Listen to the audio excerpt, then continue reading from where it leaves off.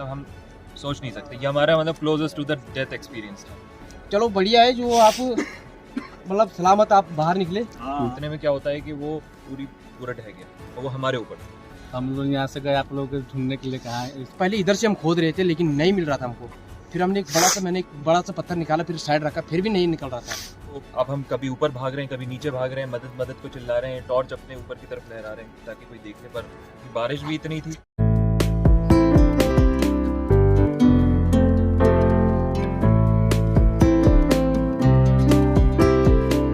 पिछली वीडियो में हमने आपको अपने शुरुआती सफर के बारे में बताया था, जो कि उत्तराखंड की राजधानी देहरादून से शुरू हुआ था, उत्तराखंड के ही नाग टिब्बा ट्रैक के लिए। नाग टिब्बा ट्रैक पर चलते चलते रात हो चुकी थी, ऊपर से बारिश भी तेज थी। हम चारों मैगी बनाकर सो गए थे, लेकिन रात में आने वाले खौफनाक मंजर से हम सभी अनजान थे। इस वीडियो का पहला एपिसोड देखने के लिए आई बटन पर क्लिक करके आप देख सकते हैं। दरअसल हम लोग रात में सो चुके थे। बाहर बिजली की तेज रोशनी के साथ बारिश हो रही थी। बिजली की गड़गड़ाहट ऐसी मानो फ्लैश के साथ फोटो खींचा जा रहा हो। हमारे साथ इस टेंट के अलावा गैस सिलेंडर, चूल्हा, पानी, कैमरा बैग, जिसके अंदर हमारे 2 कैमरे मौजूद थे। हम सोए हुए थे। अचानक से बहुत तेज आवाज आती है, मानो पूरा पहाड़ गिर रहा हो। आवाज इतनी तेज थी कि हम सब सहम गए। इससे पहले कि हम कुछ समझ पाते हैं, पहाड़ से मिट्टी और बड़े बड़े पत्थर आकर गिरने लगे। टेंट के चारों तरफ मलबा आ चुका था। हम टेंट फाड़कर किसी तरह बाहर निकले, लेकिन हमारे एक साथी का पैर मलबे के नीचे दब चुका था। किसी तरह उन्हें भी बाहर निकाला। मलबा गिरने का सिलसिला अभी भी जारी था। अब हमारा पूरा टेंट मलबे के नीचे दब चुका था और साथ में हमारा लगेज भी, गैस सिलेंडर, चूल्हा, कैमरा बैग, सब कुछ। बस हमारे पास वही कपड़े थे जो हमने पहन रखे थे। बारिश अभी भी अपना गुस्सा दिखा रही थी। टॉर्च मलबे में दब चुकी थी और मोबाइल की टॉर्च काम आ सकती थी, लेकिन मोबाइल भी पूरी तरह से भीग चुका था। हमने किसी तरह एक मोबाइल को साफ करके पुलिस को कॉल करनी चाहिए, डायल 100 पर, मतलब इमरजेंसी कॉल। बात तो हुई लेकिन कोई मदद नहीं हुई। अब हम उस जगह से लगभग 10 मीटर दूर हट चुके थे जहां मलबा गिरा था। आसपास कोई गांव नजर नहीं आ रहा था। लगभग 2 घंटे हम बारिश में भीगते रहे। सोचा पैदल चलकर थोड़ा आगे बढ़ा जाए, शायद कोई मदद मिल जाए। जैसे ही आगे बढ़े तो अगले पहाड़ से भी मलबा गिरने लगा। पीछे जाने का रास्ता पहले ही ब्लॉक हो चुका था। अब हम न पीछे जा सकते थे और न ही आगे, बस अब ऊपर वाले का इशारा था। तभी हमें उस सुनसान जगह पर मैगी का एक बंद खोखा दिखाई देता है और उस पर पेमेंट के लिए एक गूगल पे नंबर दिखाई देता है। सो उसी नंबर पर कॉल मिला दिया। अब कॉल पर दूसरी तरफ आशीष थे।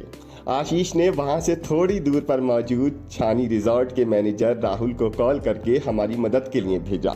हमें उम्मीद नहीं थी कि पहाड़ से गिरते मलबे और तेज बारिश के बीच आधी रात को अपनी जिंदगी का रिस्क लेकर राहुल हमारी मदद करने आएंगे, लेकिन राहुल ने हमें गलत साबित कर दिया। हमें बारिश में भीगते हुए अब लगभग 3 घंटे हो चुके थे।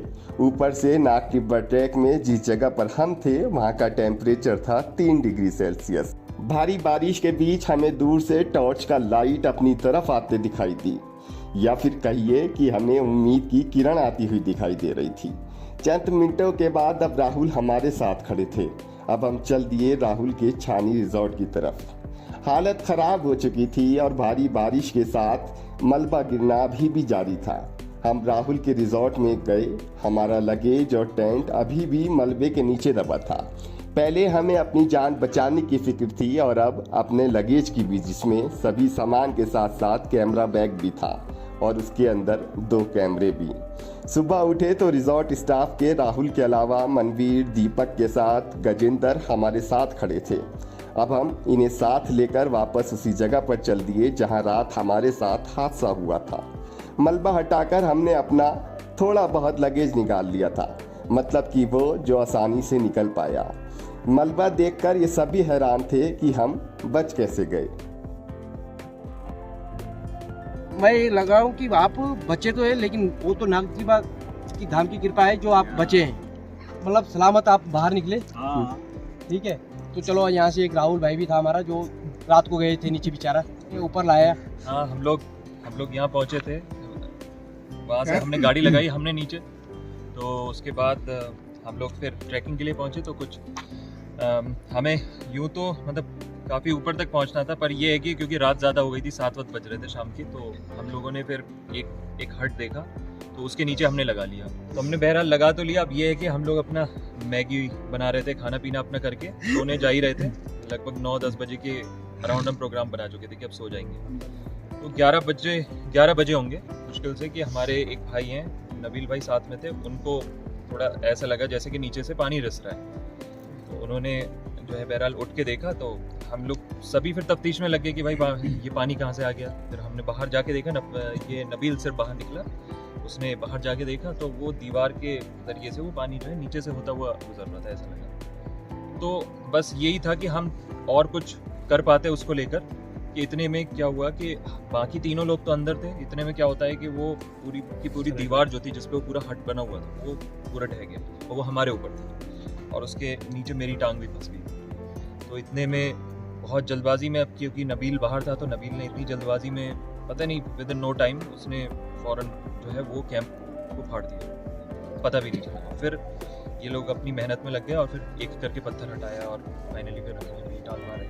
फिर हम जितनी जल्दी हो सकी हम फिर वहाँ से बाहर निकले। अब बारिश बहुत तेज़ हो रही थी और पिछले लगातार 2 घंटे से हो रही थी बारिश। अब हम बाहर निकले तो बाहर कुछ नहीं। तो अब हम कभी ऊपर भाग रहे हैं, कभी नीचे भाग रहे हैं, मदद को चिल्ला रहे हैं, टॉर्च अपने ऊपर की तरफ लहरा रहे हैं ताकि कोई देखने पर। बारिश भी इतनी थी और डायल 100 पर भी तो कॉल किया था। और हाँ, फिर उसके साथ साथ हमने पुलिस को भी कॉल की, 100 पे कॉल किया। तो वो एक तो नेटवर्क की प्रॉब्लम अलग थी, बाकी ये कि फिर उनको सुनने में दिक्कत हो रही थी, या फिर ये कहिए कि वो लगातार मतलब इतना शोर था हमें समझ नहीं आ रहा था कि उधर से क्या बात आ रही है और हम क्या बोलने उन्हें समझ में आ रहा है कि नहीं। कभी वो थाने का पूछ रहे हैं, कभी पूछ रहे हैं किस जगह का है, कभी स्पेलिंग का पूछ रहे हैं वो जगह की स्पेलिंग। तो खैर वो बड़ा कंफ्यूजिंग मोमेंट हो गया। पर एक भाई को फिर कॉल लगाई जिनकी वहीं पे दुकान थी। तो फिर उन्होंने जो है या फिर उनकी तरफ से या फिर पुलिस वाली तरफ से, हमें अभी तक हमें भी अंदाज़ा नहीं है, वो हमारी जस्ट हमसे कुछ 200 मीटर की दूरी पे ऊपर की तरफ एक होटल वाले हैं, उन्होंने उनको खबर मिली तो उन्होंने उनसे फिर हमारी बात हुई। अपना नाम दे दे।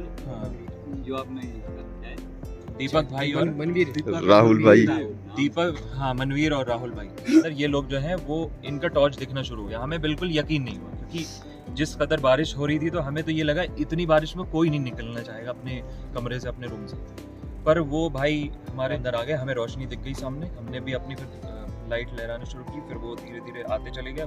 उनकी भी चप्पल कभी जो है डूब गई, कभी जो है मतलब उनको खुद में लटखटाहट हो रही थी क्योंकि इतना ज़्यादा पानी भर गया था वहाँ पर कि मतलब फिसलन बढ़ गई थी बहुत। तो खैर वो किसी तरह हम तक पहुँचे, फिर हमें वहाँ से लेकर गए। लगातार बारिश हो रही थी, फिर हम 200 मीटर के करीब ऊपर की तरफ आए। थोड़ा बीच में उन्होंने शॉर्टकट भी एक लिया। अभी काफ़ी स्टीप एक रास्ता था, बिल्कुल हम साइड में होकर चलना था। दूसरी तरफ खाई थी और इस तरफ जो था वो कांटे वाले पौधे थे, यहाँ तक कि मेरा हाथ भी उनको जो है पकड़ने के चक्कर में मुझे खून वून भी निकल गया। तो बहरहाल इन लोगों ने जो है फाइनली हमें यहाँ तक पहुँचा दिया। अब ये है कि हम फिर रात यहाँ पे गुजारे। इन लोगों ने इतनी मदद की है कि मतलब हम सोच नहीं सकते। ये हमारा मतलब closest to the death experience था और भाई का बहुत ज़्यादा शुक्रिया, ये हमारे भाई हैं। क्या आप लोग फंसे तो हम लोग निकाल दिए, हम लोग आप लोग बच गए। हमारे पास आशीष भाई का फ़ोन आया था, तो हम लोग यहाँ से गए आप लोग को ढूंढने के लिए। कहा इससे तो बहुत फर्स्ट टाइम हम लोग भी हुआ था। चलिए भगवान की कृपा है, आप लोग नाग बाबा की कृपा है जो आप लोग बच गए सही सलामत है, यही हम लोग को बहुत खुशी है। देखो जब सामान जब दबा था, इन्होंने बोला कि कैमरा हमारा बैग के अंदर है। हाँ जी, चाबी गाड़ी की चाबी भी थी उसमें। तो पहले इधर से हम खोद रहे थे लेकिन नहीं मिल रहा था हमको। फिर हमने मैंने एक बड़ा सा पत्थर निकाला, फिर साइड रखा, फिर भी नहीं निकल रहा था। फिर हमने एक फावड़ा से, गैंती से, एक भाई दूसरा भाई है मेरा, उसने थोड़ा सा मदद किया मेरे साथ, तो हमने निकाला है बाहर को उसको। तो फिर हमने खींचने की कोशिश की टेंट का, और वो फट रहा था लेकिन तब भी नहीं मिल रहा था कैमरा। लेकिन जब हमने खुदाई की तो उस पर हमको बैग मिल गया था। एक बंदे ने बोला कि अंदर से थोड़ा घुस जाओ, तुम अंदर में थोड़ा घुस गया तो बैग मैंने निकाल दिया था उसको। अब हमने नाग टिब्बा के पीक तक जाने का विचार त्याग दिया, बस अब तो वापस जाने की जल्दी थी। दोपहर का भोजन करके और रिजॉर्ट के इन फरिश्तों का धन्यवाद करके हम वापस ट्रैक से नीचे उतरने लगे, लेकिन परेशानी अभी भी खत्म होने का नाम नहीं ले रही थी। लौटते हुए हमारे सामने क्या परेशानी खड़ी थी ये हम आपको अगली वीडियो में बताएंगे। आप तब तक हमारे चैनल को सब्सक्राइब कर लीजिए।